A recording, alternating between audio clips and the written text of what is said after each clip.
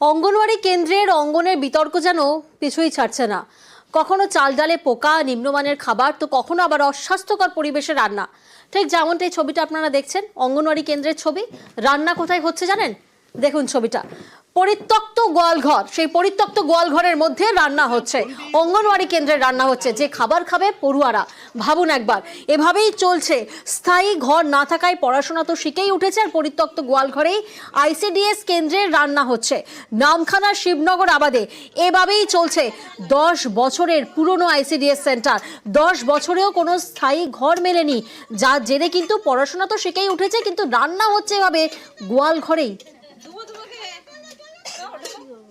কোনো জায়গা নেই রান্নার, লোকের গোয়াল বাড়িতে ওনারা 2.5 শতক জায়গা দিয়েছে, কিন্তু আমাদের অফিস কোনো বাড়িটার কোনো ব্যবস্থা করছে না। এই গোয়াল বাড়িতে দিয়েছে, তাই ওরা বিরক্ত হচ্ছে। ওদের এখানে সাপ, ব্যাঙ, টিকটিকি, জ্বালানি পত্র ভর্তি হয়ে আছে, নিজেরা দাঁড়াতে পারছি না, ঘর বাড়ি ভেঙে পড়ছে, আসছে না, এসে বসবে কোথায়? আমরা নিজেরাই বসতে পারছি না, দাঁড়াতে পারছি না।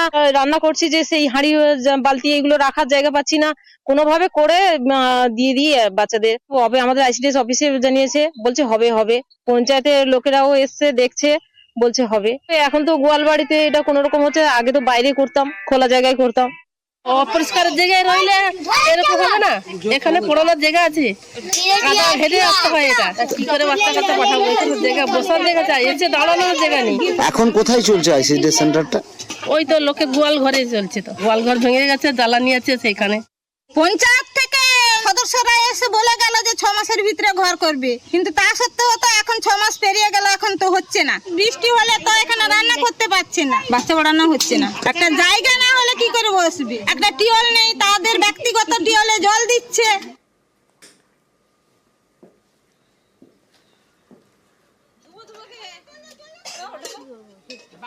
যে ছবি আপনারা দেখছেন, পরিত্যক্ত গোয়ালঘরে এভাবেই রান্না চলছে। কারণ 10 বছর ধরে স্থায়ী কোনো ঘর পাওয়া যায়নি, তাই নিজের গোয়ালঘরটি তিনি দিয়েছেন রান্না করতে। কি বলছেন এই গোয়ালঘরের মালিক, শোনাবো আপনাদের। গোয়ালঘর আজকের গরু নেই বলে ওদেরকে ওখানে ছিল, বর্ষার জন্য পরিবেশ একদম কাদা হয়ে কি হয়ে যায়, সেই জন্য বাধ্য হয়ে বলি তোরা ওইখানে থাক বলে ওইখানে দিছি। তাই আমাদের একদম আমার একবার এখানে পছন্দ। 10 বছর দিয়ে রাখছি, বিনা পয়সায় কি 10 বছর দেওয়া যায় একটা জায়গা? সমস্যার সমাধানের আশ্বাস পঞ্চায়েত সমিতির সভাপতির। খবরটা আমাদের কাছে এসেছে আপনাদের মাধ্যমে, আমাদেরও জানতাম না বা আমাদের কাছে কোনো অভিযোগপত্র এখনো পর্যন্ত জমা পড়েনি। আমরা অবশ্যই জিনিসটা খতিয়ে দেবো এবং সিডিপিওর সঙ্গে কথা বলবো। আমরা ওটাকে ভেরিফিকেশন করি, অতি দ্রুততার সঙ্গে যাতে পঠন পাঠন উপযোগী হয়ে ওঠে শিশুদের জন্য, সেটা আমরা ব্যবস্থা করবো অবশ্যই। স্কুলের পাশে রয়েছে একাধিক কারখানা, আর সেই কারখানার দূষণে টেকা দায়।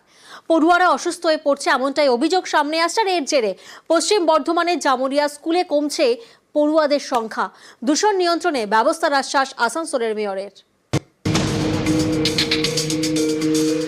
শিল্প তালুক আসানসোল, এখানকার জামুরিয়ায় একের পর এক স্পঞ্জ আয়রন কারখানা তৈরি হয়েছে। কারখানার ধোঁয়ায় দূষিত হয়েছে পরিবেশ। অভিযোগ, এইসব কারখানার দূষণের বড় প্রভাব পড়েছে জামুরিয়ার ঐতিহ্যবাহী ইকরা বাসন্তী বিজয় হাই স্কুলে। স্কুলের বেঞ্চ থেকে গাছ, সব জায়গায় কালো আস্তরণ। স্কুলে বেঞ্চগুলোতে কালির আস্তরণ পড়ে যায়। তারপর জানলা দরজা কিছু খোলা যায় না, সবসময় কালি ঢোকে, অনেকের শ্বাসকষ্ট হয়। কোথা থেকে ছড়াচ্ছে এই দূষণ?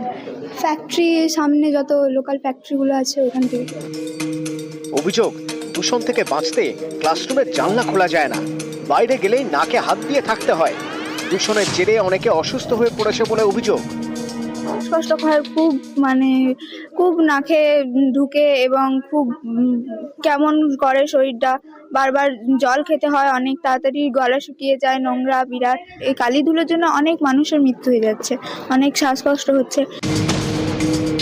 1911 সালে যাত্রা শুরু করে জামুরিয়ার ইকরা বাসন্তী বিজয় হাই স্কুল। 1000-এর বেশি পড়ুয়া ছিল, সেই সংখ্যা এখন কমে 700-তে নেমেছে। কর্তৃপক্ষের দাবি, স্কুলে পড়ুয়া সংখ্যা কমে যাওয়ার বড় কারণ কারখানার দূষণ।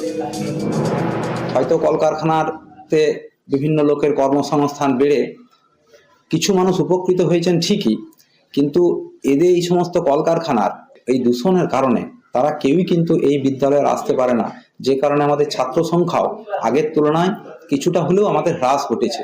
আমরা চাই যে বিভিন্ন কলকারখানায় যে সমস্ত দূষণ নিয়ন্ত্রণ পর্ষদ দ্বারা সুনির্দিষ্ট যে সমস্ত পন্থা পদ্ধতি মেনে চললে দূষণের মানটা অত্যন্ত কম হবে, সেটা যেন সঠিকভাবে তারা মেনে চলে। আমাদের কাছে এখনো স্কুল কর্তৃপক্ষ কোনো মানে জানায়নি আমাদেরকে, জানালে নিশ্চিতভাবে দেখবো। তাছাড়া আপনার মাধ্যমে যেহেতু খবরটা পেলাম, আমি বড়তে ফোন করছি, সেরকম হলে নিশ্চিতভাবে যাতে পলিউশন ডিপার্টমেন্টকে বলবো যাতে পলিউশন ছাড়া মেশিন বিভিন্ন রকমের বেরিয়েছে এখন, সেগুলো দিয়ে রখার জন্য বলবো নিশ্চয়ই। কয়েক দশকে জামুরিয়ায় অনেক কারখানা তৈরি হয়েছে, পুরনো কারখানা বড় হয়েছে, দূষণ বেড়েছে। অভিযোগ, এর জেরে ঐতিহ্যবাহী স্কুলের পড়ুয়া কমেছে। আসানসোল থেকে দীপক শর্মা, নিউজ 18 বাংলা। বীরভূমের মল্লারপুরে রাস্তার পাশের একের পর এক গাছ কেটে একেবারে সাফ। চাঞ্চল্যকর অভিযোগ পঞ্চায়েত প্রধান এবং উপপ্রধানের বিরুদ্ধে। তাদের অবশ্য মুখে কলু।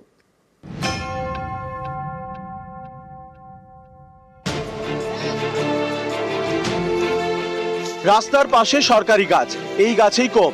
বীরভূমের মল্লারপুর ব্লকের দক্ষিণ গ্রাম পঞ্চায়েত, তৃণমূল পরিচালিত। এখানকার হাজিপুর এবং কামাঘাটের মধ্যে রাস্তার দুপাশে বড় বড় গাছ, কোনোটা মেহগনি, কোনোটা ইউক্যালিপটাস। স্থানীয়দের অভিযোগ, গত কয়েকদিন ধরে এইসব গাছ কাটার কাজ চলছিল। তাদের নিশানায় দক্ষিণ গ্রাম পঞ্চায়েতের প্রধান রেখা হাজরা এবং উপপ্রধান বিমল রায়। এই অভিযোগ, গাছ কাটা নিয়ে তাদের সঙ্গে কথা বলতে গেলে হুমকি দেওয়া হয়। দক্ষিণ গ্রাম পঞ্চায়েতের প্রধান, উপপ্রধান দাঁড়িন থেকে মেম্বার সমেত দাঁড়িন থেকে এখানে গাছ কাটা চলছে। আমরা মাঠ দেখতে এসেছি, দেখছি যে গাছ কাটছে, 30টা লিভার আছে, 3টা মেশিন আছে। আমরা শুনেছি গাছকে কাটতে অর্ডার দিলে প্রধান, উপপ্রধান। আমরা বন দপ্তরে, থানাতে, বিডিওকে সবাইকে জানা হয়েছে। শনিবার সকালে স্থানীয়রাই নালিশ জানান মল্লারপুর থানায়। বন দপ্তরও অভিযোগ করেন। এরপরেই ঘটনাস্থলে পৌঁছন বন দপ্তরের কর্মীরা, সঙ্গে ছিল পুলিশ। গাছ কাটার কাজ বন্ধ করে দেওয়া হয়। উদ্ধার করা হয়েছে কেটে ফেলা গাছ। আনুমানিক এখন আমার যা ক্যালকুলেশন বোধহয় 8 থেকে 10টা হবে, কিন্তু একটার মতন মাল পাওয়া গেছে। তারা তো ফিল্ডে পৌঁছানোর আগেই তো বেরিয়ে পালিয়েছে। ওখানে জনসাধারণ মিলেই গাড়িটাকে বাজেয়াপ্ত করেছিল। আগে শুকনো কিছু গাছ ছিল ওইখানে রোড সাইড, ঠিক আছে। দীর্ঘদিনে মানে অসুবিধা হবেই হবে বোধহয়। আর তার পরিপ্রেক্ষিতে কিছু আবার শুকনোর সঙ্গেও মানে জ্যান্ত গাছেও মানে হাত লাগিয়েছিল। যাদের বিরুদ্ধে গাছ কাটার অভিযোগ, সেই পঞ্চায়েত প্রধান এবং উপপ্রধান কোনো কথা বলতে চাননি। মল্লারপুর থেকে অক্ষয় ধীবর, নিউজ 18 বাংলা। একদিকে যখন হাতির গতিবিধির উপর নজর রাখতে ব্যস্ত বনকর্মীরা, তখন অন্যদিকে সেই ব্যস্ততার সুযোগ নিয়ে কি চলছে জানেন? কাঠ পাচারকারীরা কাঠ পাচার করছে। জঙ্গল থেকে কাঠ কেটে পাচারের চেষ্টা। শিলিগুড়ির মাটিগাড়ায় কাঠ সহ ধৃত 4 জন, ধৃতদের থেকে উদ্ধার 3 লক্ষ টাকার কাঠ, বাজেয়াপ্ত একটি গাড়ি ও বাইক।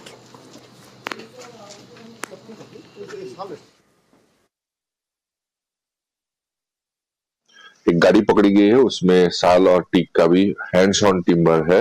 2 पहले गिरफ्तार किए गए थे, उसके बाद में 2 अन्य लोग हैं, उनको भी गिरफ्तार किया गया है। वन विभाग अभी हाथी के डिप्रेडेशन के कारण से बहुत बिजी रहता है, तो ये लोग मौका का फायदा उठा के ये सब करने के चक्कर में थे। स्पेशली शिव मंदिर एरिया में 2 नंबरी माल पहुंचाने का काम कर रहे थे। जो इसमें इन्वॉल्व था उसमें से मेजोरिटी जो था उसमें 4 लोगों को गिरफ्तार किया गया है।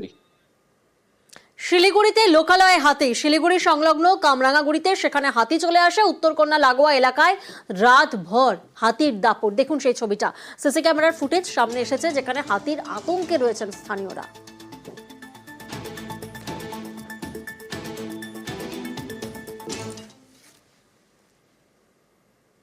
শীত এলেই ওদের আনাগোনা শুরু হয়ে যায়। আলিপুরদুয়ারের বিভিন্ন ঝিলে এখন পরিযায়ী পাখির ভিড়। রং বেরঙের পাখির কলরব। শীত পড়লেই ওরা উড়ে আসে সুদূর সাইবেরিয়া থেকে। কয়েক মাসের ছুটি কাটিয়ে ফের তাদের বাড়ি ফেরা। তবে সংস্কারের অভাবে এখন বেশিরভাগ ঝিল ঢেকেছে কচুরিপানায়। দূষণও বেড়েছে, আর এর জেরে পরিযায়ী পাখির সংখ্যাও ক্রমশ কমছে।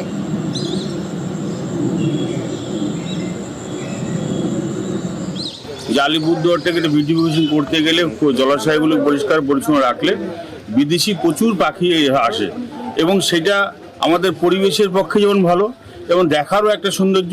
অস্ট্রেলিয়ান পাখি, ওই আমাদের সাউথ আফ্রিকান থেকে কিছু পাখি, বিভিন্ন রকম পাখি আসে। আর বিশেষ করে যে বালি হাঁস বলে একটা, অনেকটা পাখি আছে বিভিন্ন জায়গায়। এবং এটা আলিপুরদুয়ারের খুব ভালো, এবং আমি চাই যে জলাশয়গুলো আরেকটু পরিষ্কার পরিচ্ছন্ন করে রাখলে এরকম পাখি আরো পরিযায়ী পাখি আরো প্রচুর আসবে। আলিপুরদুয়ার পৌরসভা ডে নাইট দুই বেলায় পরিষ্কার পরিচ্ছন্ন করছে শহর। তার সঙ্গে যে সমস্ত ঝিলগুলো এখনো আছে আমাদের পৌরসভার এলাকার মধ্যে, সেই ঝিলগুলোতে আমরা আগামী দিনে আরও সংস্কার করার আমরা প্রজেক্ট পাঠিয়েছি। ইতিমধ্যে আমাদের কিছু প্রজেক্ট স্যাংশনের পথে, সেগুলো আসবে, তাহলে আরও ভালো হবে।